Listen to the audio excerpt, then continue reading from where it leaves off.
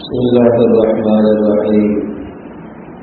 عن عبد الله بن عمرو رضي الله تعالى عنه أن رسول الله صلى الله تعالى عليه وسلم قال: أربع إذا كنا فيك فعليك ما فاتك الدنيا: حفظ أمانة، وصدق حديث، وحسن خليقة، وعفة في طعمة، أو كما قال عليه الصلاة والسلام. رواه أحمد والبيهقي في شعب الإيمان. حضرت عبداللہ بن عمرو بن عاص رضی اللہ تعالی عنہما سے مروی ہے کہ رسول اکرم صلی اللہ تعالی علیہ وسلم نے ارشاد فرمایا: چار باتیں اور چار خصلتیں یا چار خوبیاں ایسی ہیں کہ اگر وہ چار خصلتیں اور خوبیاں آپ کو نصیب ہو جائیں تو پھر دنیا اور اس کی ساری کی ساری لذتیں اور نعمتیں آپ سے نکل بھی جائے اور آپ کے ہاتھ میں کوئی شے نہ بھی آئے تو کوئی گھاٹا اور نقصان نہیں. اگر چار خوبیاں آپ کے اندر موجود ہیں، اگر چار چیزیں آپ کے پاس موجود ہیں تو آپ کو کوئی گھاٹا اور کوئی نقصان نہیں ہے، چاہے ساری دنیا ہی کیوں نہ چلی جائے. چار باتوں میں سے پہلی بات فرمائی حفظ امانت، امانت کی حفاظت. نمبر 2 بات میں سچائی، اور نمبر 3 اچھے اخلاق، اور نمبر 4 کھانے میں احتیاط اور پرہیزگاری. پورے اسلام کا اور پورے دین کا اور پورے قرآن مجید کا اور تمام کی تمام ذخیرہ احادیث کا خلاصہ یہ چار باتوں میں ذکر کرنا ہے. یعنی ایک آدمی اگر آخرت میں اللہ کے پاس جب پہنچتا ہے تو وہ کیا بنیاد لے کر جائے، کس عمل پر اس کی نجات ہو سکتی ہے، تو گویا کہ یہ سمجھایا جا رہا ہے کہ اگر یہ چار خصلتیں آپ لے کر اللہ کے پاس حاضر ہوئے ایمان لانے کے بعد، یہ چار خوبیاں اگر آپ لے کر اللہ کے دربار میں حاضر ہو جاتے ہیں تو اس بات کی قوی امید کی جا سکتی ہے کہ اللہ تعالیٰ آپ کے ساتھ درگزر والا معاملہ فرمائے اور آپ کے لیے جنت کا فیصلہ ہو جائے. اور دنیا میں اگر یہ چار خصلتیں آپ کی زندگی میں موجود ہیں تو جتنے بڑے سے بڑے آپ کے نقصان ہو جائے، آپ کا مال سارا کا سارا تباہ ہو جائے، آپ کا گھر برباد ہو جائے اور بڑے دنیا میں نقصان ہو جائے اور لوگ آپ کو بدنام کرنے کی اور ذلیل اور رسوا کرنے کی کوشش کر رہے ہوں، اگر یہ چار خصلتیں آپ میں موجود ہیں تو کوئی آپ کو ضرر نہیں ہو سکتا، کوئی نقصان نہیں ہو سکتا. گویا کہ حضرت صلی اللہ تعالی علیہ وسلم نے ان چار باتوں پر زندگی گزارنے کی بنیاد رکھی. اگر کوئی یہ کہے کہ میں کیسے زندگی گزاروں، میں لوگوں میں کس طرح سے رہوں، میں اپنے گھر میں، اپنے ماحول معاشرے میں اپنی تجارت اور کاروبار میں اور زندگی کے تمام شعبوں میں کیا بات بنیاد بنا کر رکھوں. یوں کہیے کہ جس طرح سے کوئی شخص اپنے کسی بڑے سے کوئی نصیحت پوچھتا ہے، کسی تجربہ کار آدمی سے، کسی اثر رسوخ رکھنے والے شخص سے آدمی پوچھتا ہے کہ مجھے کچھ بنیادی باتیں بتا دیں، میں زندگی کیسے گزاروں. یا دوسرے ملک میں کوئی آدمی جا رہا ہے اور کوئی اپنے کسی بڑے تجربہ کار سے اور کسی درد رکھنے والے سے اور کسی مخلص شخص سے پوچھتا ہے کہ میں فلاں جگہ جا رہا ہوں، بتائیں وہاں کیا چیز ہے جس کو میں بنیاد بناؤں، کیا اعمال ہے، میں کس چیز کو بنیاد بناؤں تاکہ مجھے وہاں پر کوئی سہارا نہ ہو، تاکہ مجھے کوئی وہاں نقصان نہ ہو. تو حضرت عبداللہ بن عمرو بن عاص رضی اللہ تعالیٰ عنہ کو رسول پاک صلی اللہ علیہ وسلم وہ چار اعمال بتا رہے کہ اگر عبداللہ بن عمرو بن عاص اگر آپ نے ان چار باتوں پر عمل کر لیا تو پھر دنیا کا کوئی ستارہ آپ پر نہیں. سب کچھ نقصان ہو جائے جب بھی کوئی خسارہ ہے، سارا مال تباہ ہو جائے جب بھی آپ فائدے میں نہیں، آپ گھاٹے میں نہیں ہیں، اس لیے کہ آپ کے پاس 4 بنیادیں ہوگی۔ کتنی پیاری خوبیاں ہیں، اور یہ ہم سب کی آج ضرورت ہے کہ ہم ان خوبیوں کو اپنائیں۔ پہلی بات کیا فرمائی، حفظ امانت ہے، امانت کی حفاظت، امانت داری، دیانت داری۔ اسلام میں امانت داری اور دیانت داری کا بہت بڑا مفہوم ہے۔ ہم یہ سمجھتے ہیں کہ شاید امانت کا مطلب یہ ہے کہ آپ کے پاس کسی نے کوئی پیسہ رکھوایا اور آپ اس کو جب وہ مانگے تو بر وقت سپرد کر دیں، یہ امانت ہے۔ یہ امانت کا ایک حصہ ہے، ایک معنی امانت، یہ امانت کا ایک شعبہ ہے۔ لیکن امانت صرف یہی نہیں ہے، امانت صرف کسی چیز کا نام نہیں ہے، بلکہ امانت کا مفہوم یہ ہے کہ انسان اللہ تبارک تعالیٰ کی طرف سے جو فرض اس کے ذمے عائد ہے ان فرض کو، فروض کو، فرائض کو بر وقت ادا کرے، یہ امانت ہے۔ اور جو بندوں کے حقوق ہیں اس کے ذمے ان حقوق کو بھی ادا کرے تو یہ امانت کی پاسداری کرنے والا ہے۔ اسی لیے حضرت عبداللہ ابن مسعود رضی اللہ تعالی عنہ ارشاد فرماتے ہیں، نماز امانت ہے، وضو امانت ہے، غسل امانت ہے، زکات امانت ہے، روزہ امانت ہے۔ عبداللہ بن مسعود رضی اللہ تعالی عنہ نے ان اعمال کو امانت قرار دیا۔ تو آپ اور میں ہم مفہوم امانت میں کیا سمجھتے ہیں کہ کسی نے آپ کے پاس کوئی شے رکھوائی، وہ ہمارے پاس امانت ہے، اور اگر ہم نے اس کو صحیح طرح سے واپس کر دیا تو یہ کیا ہے؟ امانت میں خیانت ہے۔ تو بالکل اسی طرح سے یہی مفہوم آپ احکام میں، نماز میں، روزے میں، عبادات میں یہی مفہوم سمجھیں کہ اللہ تبارک تعالیٰ کی طرف سے نماز کا حکم آیا، وضو کا حکم آیا، زکات کا حکم آیا، روزے کا حکم آیا، حج کا حکم آیا۔ اگر یہ اللہ پاک نے ہمیں ہمارے پر ذمہ داری ڈالی ہے کہ یہ کام آپ نے کرنے ہیں، اگر ہم نے یہ ادا نہ کیے تو کیا ہوا؟ امانت میں خیانت ہو۔ اللہ تبارک تعالیٰ کے ساتھ بندہ کیا کر رہا؟ خیانت کر رہا، بددیانتی کر رہا۔ اس لیے امانت کا مفہوم یہ ہے کہ اللہ پاک کے حقوق کو بھی ادا کرنا اور بندوں کے حقوق کو بھی ادا کرنا، اس طرح سے خوب دیانتداری کے ساتھ ادا کرنا، یہ امانت کہلاتا ہے۔ اور بتاؤں امانت ایک اور چیز،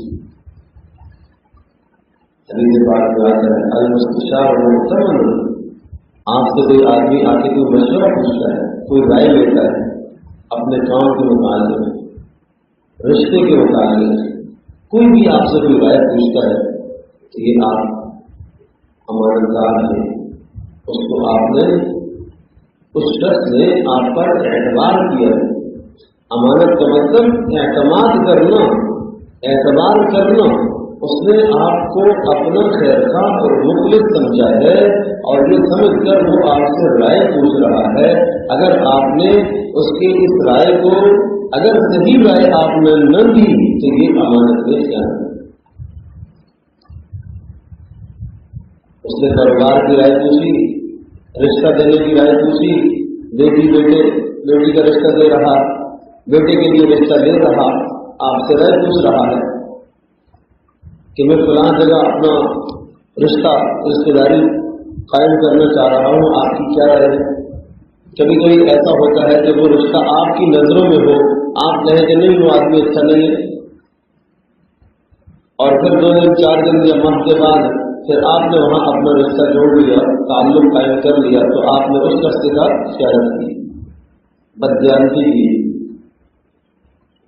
اسی طرح سے حدیث پاک میں اس کو بھی امانت بتایا کہ اگر ایک شخص آپ کے پاس آیا اور آپ کے کان میں کوئی راز کی بات کہنا چاہتا ہے اور بات کہتے وقت اس نے دائیں بائیں دیکھا کہ وہ دیکھ تو نہیں رہا، تو سن تو نہیں رہا، تو جب اس نے یہ انداز اختیار کیا کہ تو سن تو نہیں رہا یا تو دیکھ تو نہیں رہا، اس کا مطلب یہ ہوا کہ وہ بات جو آپ سے کہنے لگا ہے یہ کیا ہے؟ یہ امانت ہے۔ اب اس کی حفاظت آپ کی ذمہ داری ہے. کس قدر صحابہ کرام رضی اللہ عنہ اجمعین میں اس کا اہتمام تھا. حضرت فاطمہ رضی اللہ تعالی عنہا نبی علیہ الصلوۃ والسلام نے ان کو بلایا اور آپ علیہ الصلوۃ والسلام نے ان کے کان میں سرگوشی فرمائی. چپکے چپکے کچھ کہا. حضرت فاطمہ رضی اللہ تعالی عنہا رونے لگی. پھر دوبارہ سرگوشی فرمائی. پھر وہ مسکرائی اور خوش ہو گئی. حضرت عائشہ رضی اللہ تعالی عنہ نے پوچھا اے فاطمہ تم بتاؤ کیا بات ہے,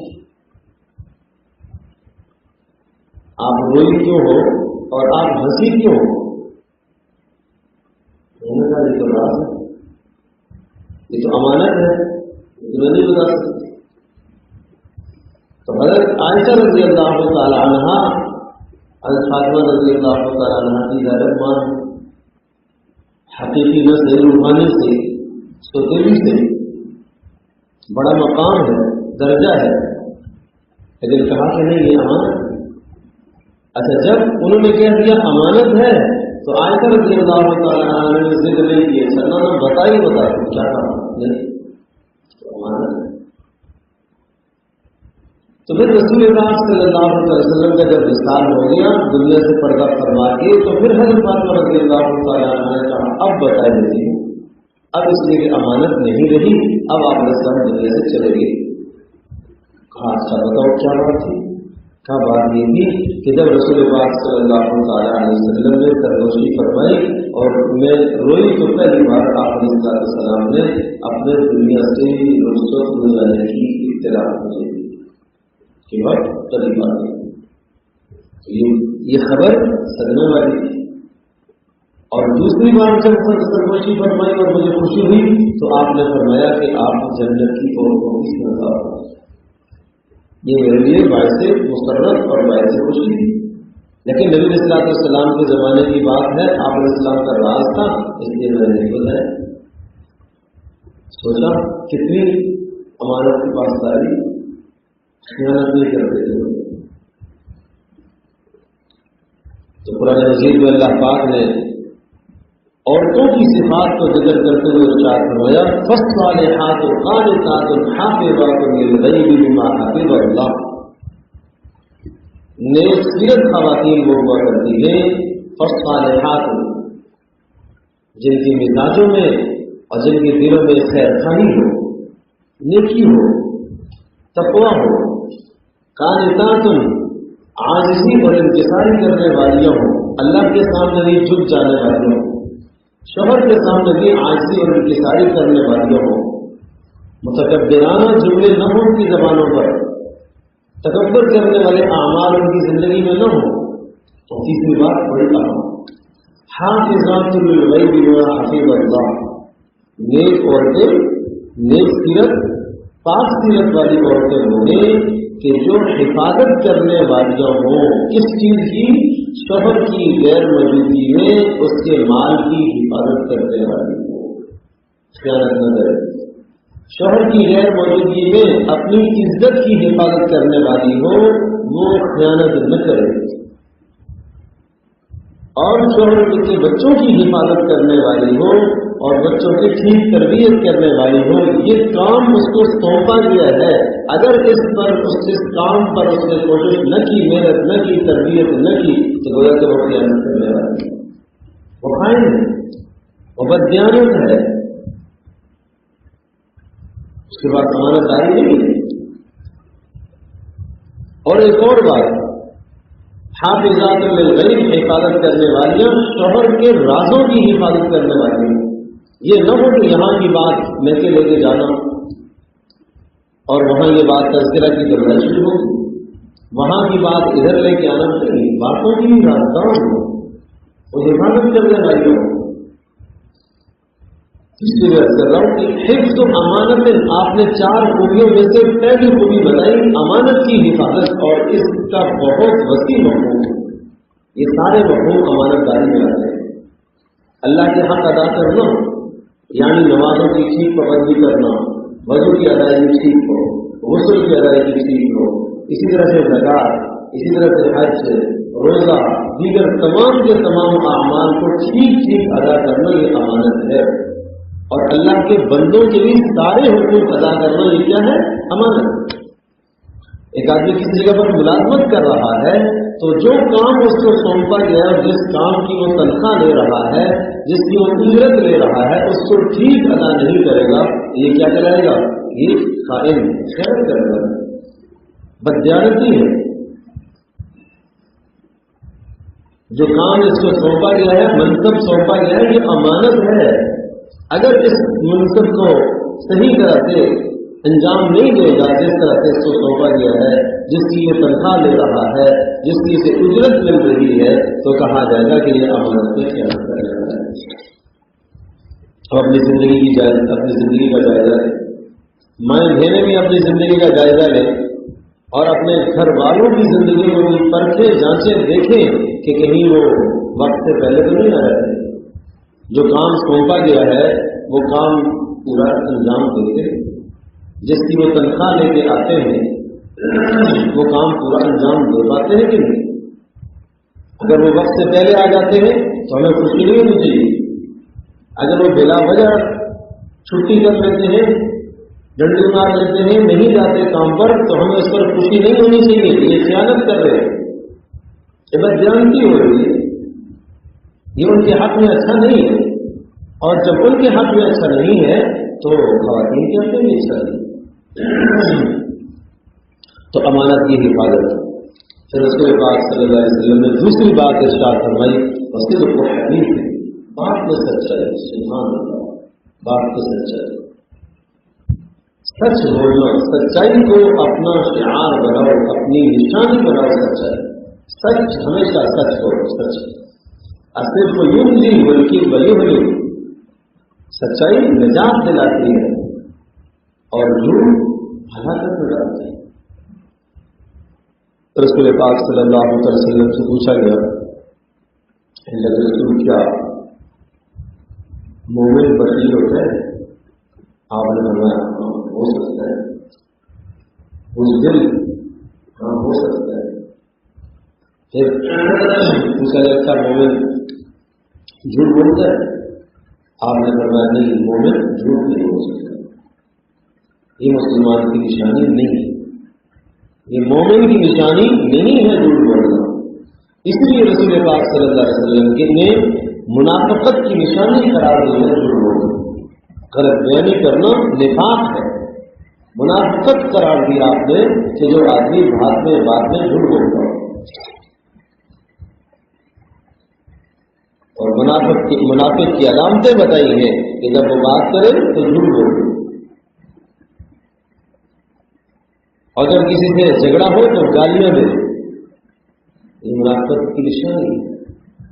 اگر وعدہ کرے تو وعدے کی خلاف ورزی ہو، اور جب اس کو امانت دی جائے تو امانت میں خیانت کرے، یہ نفاق کی علامتیں بتائی، منافقت کی علامتیں بتائی، منافق شخص کی نشانیاں یہ بتائی ہیں، اور منافق کے بارے میں اصول بتایا، ان المنافقین فی الدرک الاسفل من النار ولن تجد لهم نصیرا، منافق تو جہنم کی سب سے نچلی طرف سے ہو۔ تو بات میں سچائی ہونی چاہیے ہمیشہ، جھوٹ آدمی نہ بولے، زبان پر کبھی بھی جھوٹ نہ لے کے ہو، نہ بچوں کے ساتھ جھوٹ بولو، نہ بڑوں کے ساتھ جھوٹ بولو، نہ اپنے اساتذہ کے ساتھ جھوٹ بولو، کسی کے ساتھ جھوٹ مت بولو، کیا ضرورت ہے جھوٹ بولنے؟ جب انسان جھوٹ بولتا ہے، حدیث پاک میں آتا ہے فرشتے میلوں دور چلے جاتے ہیں، تو جھوٹ کی ایسی بدترین بدبو ہوتی ہے، اس بدبو سے فرشتے بھاگتے ہیں۔ تو زبان میں سچائی ہو۔ رسول اکرم صلی اللہ علیہ وسلم ایک مرتبہ وضو کروائے، اور دوران وضو حضرت صلی اللہ علیہ وسلم کے ارد گرد صحابہ کرام رضی اللہ عنہم اجمعین موجود تھے، اور صحابہ نبی پاک صلی اللہ علیہ وسلم سے محبت کرتے تھے اور بہت زیادہ کرتے تھے، اور حضرت صلی اللہ علیہ وسلم کے چہرے مبارک سے جو وضو کا پانی نیچے گر رہا، اس وضو کے پانی کو صحابہ ہاتھ میں لے گئے، ہر کوئی نیچے اپنا چولو رکھ رہا ہے، ہاتھ میں لے گئے اور لے لے کے جنہوں پر بڑھ گئے چہرے پر۔ تو آپ علیہ السلام نے پوچھا آپ ایسا کیوں کر رہے ہو، کس وجہ سے ایسا کر رہے ہو، کیا بنیاد ہے؟ انہوں نے کہا رسول میں آپ سے محبت ہے اس لیے ایسا کر رہے ہیں، آپ کی محبت کی وجہ سے ایسا کر رہے ہیں۔ اللہ اکبر۔ تو رسول پاک صلی اللہ علیہ وسلم نے محبت کا معیار سمجھایا، طریقہ بتایا کہ جس کو تم لوگ صرف محبت سمجھ بیٹھے ہو، صرف یہی محبت نہیں ہے کہ آپ نے پانی لے کر جسم پر مل لیا، کوئی شک نہیں نبی علیہ الصلوۃ والسلام کے جسم سے پانی لگ کر جو نیچے آیا ہے اور جو صحابی لے رہا ہے وہ پانی بہت برکت والا ہے، اور یقیناً وہ پانی جس جسم پر لگے گا اس پر جہنم کی آگ حرام ہو جائے گی، جہنم کی آگ نہیں چلے گی۔ لیکن حضرت صلی اللہ تعالیٰ علیہ وسلم نے جو محبت کا معیار سمجھایا وہ کوئی اور تھا۔ آپ علیہ السلام نے صرف یہ نہیں کہا چلو بس ٹھیک ہے بھائی تم نے یہ کام کر لیا، بہت بڑا کام کر لیا، محبت کرنے والے ربیع الاول کا مہینہ ہے، 12 ربیع الاول آئی تو ٹھیک ہے جی ہم نے اپنے گھروں کو سجا لیا، قمقمے ہم نے لگا لیے، چراغاں ہم نے کر لیا اور بتیاں ہم نے لگا دی، جھنڈے ہم نے لگا دیے، تو بس ہم نے تو محبت کا حق ادا کر دیا۔ رسول پاک صلی اللہ علیہ وسلم نے ارشاد فرمایا ایسا نہیں، تم محبت کرنا چاہتے ہو، آپ نے ارشاد فرمایا من سر ان يحب اللہ ورسولہ او يحبه اللہ ورسولہ، جو آدمی یہ چاہتا ہو کہ وہ اللہ اور اس کے رسول کو اپنا محبوب بنا لے، یا جو آدمی یہ چاہتا ہو کہ یہ شخص اللہ اور اس کے رسول کے نزدیک محبوب بن جائے، دونوں طرف سے بنتا ہے۔ جو آدمی یہ چاہتا ہو کہ اللہ اور اس کے رسول صلی اللہ علیہ وسلم کو اپنا محبوب بنائے، اور یہ چاہتا ہو کہ اللہ اور اس کے رسول کے نزدیک یہ محبوب بن جائے، تو کیا کرے؟ آپ نے دو باتیں کریں، فَلْيَصْدُقِ الْحَدِيثَ إِذَا حَدَّثَ، جب بات کرے تو سچ بولے، یوں اللہ کی محبت آئے گی، یوں اللہ کے رسول کی محبت حاصل ہوگی۔ فَلْيَصْدُقِ الْحَدِيثَ إِذَا حَدَّثَ، جب بات کرے تو سچ بولے، اور دوسری بات وَلْيُؤَدِّ الْأَمَانَةَ إِذَا اؤْتُمِنَ، جب اس کو امانت قبول کی جائے تو اس میں وہ خیانت نہ کرے، بدزیادتی نہ کرے۔ ان دو باتوں کو آپ نے کیا بتایا؟ یہ دو اسباب ہیں اللہ اور اس کے رسول صلی اللہ علیہ وسلم کی محبت کو حاصل کرنے کے دو اسباب۔ ان دو اسباب کی بنیاد پر تم اللہ اور اس کے رسول کے قریب ہو جاؤ گے، محبت پالو گے، آپ بھی محبت پالو گے اور اللہ اور اس کا رسول آپ کے لیے محبت کرے گا۔ ایک شخص کو اپنے والدین سے محبت ہے تو والدین کو بھی اس سے محبت ہے، طرف سے دونوں طرف سے محبت ہے، اس کے اچھے اخلاق ہیں، اس کی اچھی خوبیاں ہیں، اس کا اچھا کردار ہے، جس کردار کی بنیاد پر یہ ان کی نظروں میں بھی اچھا ہے اور ماں باپ کی بھی یہ قدر کرتا ہے۔ تو جو آدمی یہ چاہتا ہو کہ اللہ اور اس کے رسول کے نزدیک اس کی یہ محبوب بن جائے اور اس کو مقام حاصل ہو اور اس کے دل میں اللہ اور اس کے رسول کی محبت پیدا ہو جائے، آپ نے دو عمل بتائے، جب بات کرے تو سچ بولے اور جب امانت سے ورک کی جائے تو اس کے لیے کرے۔ تو یہ محبت کا معیار سمجھا ہے۔ چلو آج سے ہم اس بات کا عزم کرتے ہیں کہ انشاءاللہ ہم سچ بولیں گے، ہمیشہ سچ بولیں گے، عزم کرتے ہوئے جھوٹ کرنے آپ کو بچاؤ۔ اور تیسری بات ارشاد فرمائی وحسن خلیقۃ، اچھے اخلاق، اچھے اخلاق بہت بڑی خوبی، اچھے اخلاق کا ہو۔ حضرت الخطاب رضی اللہ تعالیٰ عنہ ارشاد فرماتے ہیں کوئی آدمی اگر رات کو تہجد میں رو رہا ہو، اس کے آنسو بہ رہے ہیں، سستیاں بھر بھر کے رو رہا ہو، فرمایا آپ دھوکہ رکھنا، اس کی اس تہجد سے، اس کے اس نمازی ہونے سے، اس کے تہجد گزار ہونے سے دھوکہ رکھنا۔ فرمایا آدمی وہ ہوتا ہے خلیق انسان، با اخلاق انسان، با کمال، با کردار انسان وہ ہوتا ہے کہ جس کی زبان سے دوسرے لوگ محفوظ ہیں. با کردار انسان وہ ہوتا ہے کہ جس کے ہاتھوں سے دوسرے لوگ محفوظ ہیں. یہ با کمال انسان، یہ با کردار انسان. تو ہم اپنی زندگی کا جائزہ لیتے کہ یہ ہمارے اخلاق ایسے تو نہیں ہے کہ جس کی وجہ سے گھر میں کسی کو اذیت ہو رہی ہے، کسی کو تکلیف ہو رہی ہے، یہ سوچنے کی بات ہے. تو اچھے اخلاق کا ہونا ہر ایک کے ساتھ شریعت کے مطابق رکھ رکھاؤ رکھنا، اللہ کی مخلوق کو راضی رکھنا شریعت کے مطابق ہے. یہ بنیاد ہے. ایک آدمی ہنس کر ملتا ہے، مسکرا کر ملتا ہے، لیکن اللہ اور اس کا رسول اس سے ناراض ہے، وہ اچھے اخلاق نہیں ہے. غیر مسلم اقوام کے اچھے اعمال یا مسکرا کر بولنا یا ملنا ہم دیکھتے ہیں تو ہم کہتے ہیں بڑے اخلاق والے لوگ ہیں. نہیں، اخلاق کے لیے ایمان شرط ہے. اعلیٰ اخلاق کے لیے ایمان بنیاد ہے. رسول اکرم صلی اللہ علیہ وسلم کے اخلاق کو اللہ نے کیسے بیان کروایا؟ بڑے عجیب انداز سے بیان کروایا. نون والقلم وما يسطرون ما انت بنعمت ربك بمجنون وان لك لاجرا غير ممنون وانك لعلى خلق عظيم. قسمیں کھا کر تین باتیں اللہ نے کہی. نمبر 1، آپ مجنون دیوانہ نہیں ہیں. نمبر 2، آپ کے لیے بے انتہا اجر اللہ نے تیار کر کے رکھا ہے. اور نمبر 3، آپ با اخلاق انسان. آپ سوچو ذرا، میری باتوں پر غور کرو کہ قسمیں کھا کر اللہ پاک نے 3 باتوں کو ذکر فرمایا. نمبر 1، آپ مجنون نہیں، دیوانہ نہیں. نمبر 2، آپ کے لیے بے انتہا اجر ہے. اور نمبر 3، آپ بڑے با اخلاق ہیں.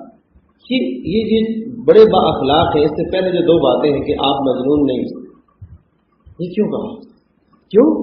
رسول اکرم صلی اللہ علیہ وسلم کے اخلاق ایسے تھے، اتنے باکمال اخلاق تھے، ایسی خوبیاں تھیں، درگزر کرنا، معاف کرنا تو ختم تھا آپ پر. ایک آدمی غصہ دلا رہا ہے، پھر بھی آپ علیہ الصلوۃ والسلام تحمل کر رہے ہیں، بردباری، برداشت کر رہے ہیں. دیکھنے والا سمجھتا کہ شاید یہ پاگل ہے، اس کو میں اتنا غصہ دلا رہا ہوں، اتنا چڑھا رہا ہوں، اس کو کچھ ہو ہی نہیں رہا، شاید یہ پاگل ہے. آپ سخاوت کا یہ حال ہے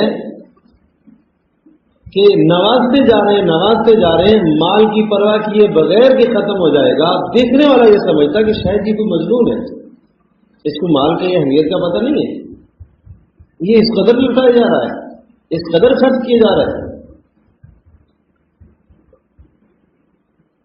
تو اتنی باتیں جو کوئی آدمی دیکھتا نا تو وہ کہتا کہ شاید یہ مجنون ہو، اس لیے مجنون ہونے کے تانے دیتے ہیں. مجنون ہے، پاگل لگتا ہے. یہاں معاشرے میں ایک نئی بات یہ لے کے آیا ہے، یہ اس سے پہلے تو کسی نے نہیں کہی ہے. آج سے پہلے تو ہم سمجھتے کہ 360 سے ہمارے کام بنیں گے، اتنے ہمارے خدا ہیں. یہ تو ایک خدا کی بات کر رہے ہیں. پاگلوں والی بات نہیں ہے، کی باتیں کر دیوانگی آ رہی ہے اس میں. تو آپ علیہ الصلوۃ والسلام کی ان اعلیٰ اخلاق کی بنیاد پر آپ کو مجنون اور دیوانہ لوگوں نے کہا. اللہ اکبر. ساری رات قیام کر رہے ہیں، اللہ کے حضور کھڑے ہو رہے، اپنی جان کی پرواہ کیے بغیر اللہ کے حضور ساری رات قیام فرما رہے، پاؤں مبارک سوج جاتے ہیں. کھینچنے والا سمجھتا کہ کیا کر رہے ہیں. تو اس پر کہا ما انت بنعمت ربک بمجنون. دیکھنے والوں کی نظر میں آپ مجنون لگتے، نہ آپ مجنون نہیں ہیں. یہ سب کی سب اعمال پر آپ کے لیے بے انتہا اجر ہے. اور یہ آپ کیوں کر رہے ہیں؟ وَإِنَّكَ لَعَلَىٰ خُلُقٍ عَظِيمٍ. نہیں، معیار زندگی یہی ہے جو آپ نے اپنایا ہے. زندگی گزارنے کا طریقہ یہی ہے جو آپ کے پاس ہے. جس طرح سے آپ نے کھایا یہی زندگی گزارنے کا طریقہ ہے. جیسے آپ نے پانی پیا یہی زندگی گزارنے کا طریقہ یہی ہے. جیسے آپ نے پہنا، جیسے آپ چلے، جیسے آپ سوئے، جیسے آپ جاگے، جیسے آپ نے عمل کیا، جیسے آپ نے تجارت کی، یہی زندگی کا معیار ہے. یہی تو آپ کے اخلاق ہے.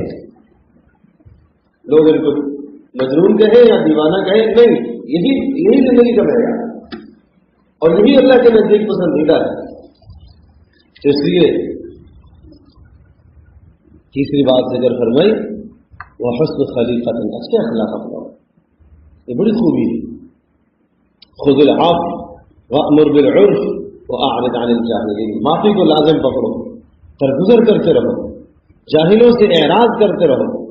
اور کبھی کبھی ایسا ہوتا ہے جب آپ درگزر کرتے ہیں، معاف کرتے ہیں، شیطان وسوسہ ڈالے گا، کیا ہو گیا تم بزدل ہو گئے ہو، کیوں ڈرتے ہو؟ تو فرمایا وَإِمَّا يَنزَغَنَّكَ مِنَ الشَّيْطَانِ نَزْغٌ فَاسْتَعِذْ بِاللَّهِ.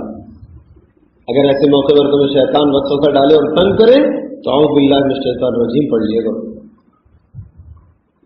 تمہیں اچھے اخلاق تھوڑی اپنانے دے گا، تمہیں خوبصورت زندگی تو نہیں اپنانے دے گا، تمہیں نبی پاک صلی اللہ علیہ وسلم کی زندگی پر عمل تھوڑی کرنے دے گا شیطان. اور چوتھی بات آپ علیہ السلام نے فرمائی وعفۃ فی طعمۃ، کھانے میں پرہیزگاری، کھانے میں احتیاط. بڑا وسیع مفہوم ہے. کھانے میں احتیاط، کھانے میں پرہیزگاری. کھانے میں احتیاط کیا ہے؟ نمبر 1 حرام سے بچنا. یہ جو الفاظ ہے نا وعفۃ فی طعمۃ، ایسا لفظ ذکر فرمایا کہ جس نے اپنے اندر بہت بڑا مفہوم اس لفظ نے اپنے اندر لے لیا. یہ نہیں صاحب فرمایا کہ حلال کھانا نہیں، کھانے میں پاکیزگی اختیار کرنا، پرہیزگاری اختیار کرنا. تو اس کا ایک مطلب یہ ہوا کہ ہمیشہ حلال مال کما کر لانا، حرام نہیں. ایک آدمی کاروبار بھی حرام کا کر رہا ہے، شراب بیچ رہا ہے تو حرام، سودی لین دین کر رہا ہے تو حرام ہے، یہ تو 100% حرام ہے. اور ایک آدمی حلال کاروبار ہے، جائز کام کر رہا ہے، لیکن اس جائز کام میں تول میں گڑبڑ کر رہا، کمی کر رہا ہے، تو کیا کہا جائے گا؟ یہ آدمی اپنے حلال مال کے اندر کچھ حرام کو ملا رہا، یہ رزق میں پاکیزگی نہیں اختیار کر رہا، رزق میں پاک دامنی نہیں لے کے آ رہا. اسی طرح سے مشتبہ مال کھا رہا ہے جس کے بارے میں پتہ نہیں چل رہا ہے کہ یہ حلال ہے حرام ہے، میرے لیے یہ جائز ہے ناجائز ہے، وہ اس کو لے رہا ہے. اسی طرح سے حلال مال ہے لیکن اسراف کر رہا ہے، حد سے زیادہ گھر میں پکا رہا، ضائع جا رہا ہے، تو یہ کیا ہے؟ کھانے میں احتیاط نہیں کر رہا. اور حد سے زیادہ کھا رہا ہے، پیٹ بھر گیا ہے، پھر بھی کھائے جا رہا، پھر بھی کھائے جا رہا ہے، اتنا کھایا کہ بدہضمی ہو گئی. تو یہ کیا کہا جائے گا؟ یہ کھانے میں پرہیزگاری اور احتیاط نہیں کر رہا. تو آپ الاسلام نے اس میں بھی احتیاط بتائی. اس لیے امام شافعی رحمۃ اللہ علیہ ارشاد فرماتے ہیں کہ بھرے ہوئے پیٹ میں کبھی حکمت اور دانائی کی بات نہیں آ سکتی، عقل مندی کی بات آتی نہیں ہے. تو رسول پاک صلی اللہ علیہ وسلم کا کھانا بھی حلال تھا، 100% حلال، مشتبہ سے بچتے تھے اور کھانے میں بھی احتیاط فرماتے تھے، حد سے زیادہ نہیں کھاتے تھے. جب بھوک لگتی تھی تو کھاتے تھے اور جب بھوک موجود ہوتی تھی تو کھانا چھوڑ دیتے تھے. یہ مزاج مبارک تھا، یہ پیارا مزاج تھا. اور کھانے میں تکلف اور تصنع نہیں تھا، جو شے گھر میں میسر آ گئی وہ کھا لیتے. روٹی مل گئی وہی کھا لیتے، سالن نہیں ہے دودھ کے ساتھ روٹی کھا لیتے، سالن نہیں ہے کھجور کے ساتھ روٹی تناول فرما لیتے، صرف گوشت مل گیا وہی کھا لیتے، صرف کھجور مل گئی وہی کھا لیتے، صرف دودھ مل گیا وہی پی کر گزارا کر لیتے. یہ مزاج مبارک تھا، اس میں کوئی تکلف نہیں تھا، کوئی تصنع نہیں تھا. تو رسول پاک صلی اللہ تعالی علیہ وسلم نے یہ 4 خوبیاں ذکر فرمائی ہیں کہ 4 خوبیاں اذا کن فیک، اگر یہ 4 خصلتیں آپ کے اندر ہیں، فلا علیک ما فاتک الدنیا، پھر تجھے کوئی غم کی بات نہیں ہے، ساری دنیا آپ سے چلی جائے کوئی آپ کا نقصان نہیں. کیا 4 باتیں؟ نمبر 1 حفظ امانت، امانت کی حفاظت. نمبر 2 صدق و حدیث، بات میں سچائی. نمبر 3 حسن خلیقت، اچھے اخلاق. اور نمبر 4 وعفت فی طعمت، کھانے میں پرہیزگاری اختیار کریں. ہم آج سے عزم کرتے ہیں کہ انشاءاللہ آج کے بعد ہم ان 4 باتوں کی پابندی کرتے ہیں اور ان 4 چیزوں کو اپنی زندگی کے اندر انشاءاللہ لے کر آئیں. پھر دیکھو رسول پاک صلی اللہ علیہ وسلم کے ارشاد کے مطابق کس طرح سے سکون سے زندگی گزرے گی. پرسکون زندگی گزارنے کے یہ 4 اصول ہوتا ہے. اللہ تبارک و تعالی ہم سب کے لیے عمل کرنا آسان کرے.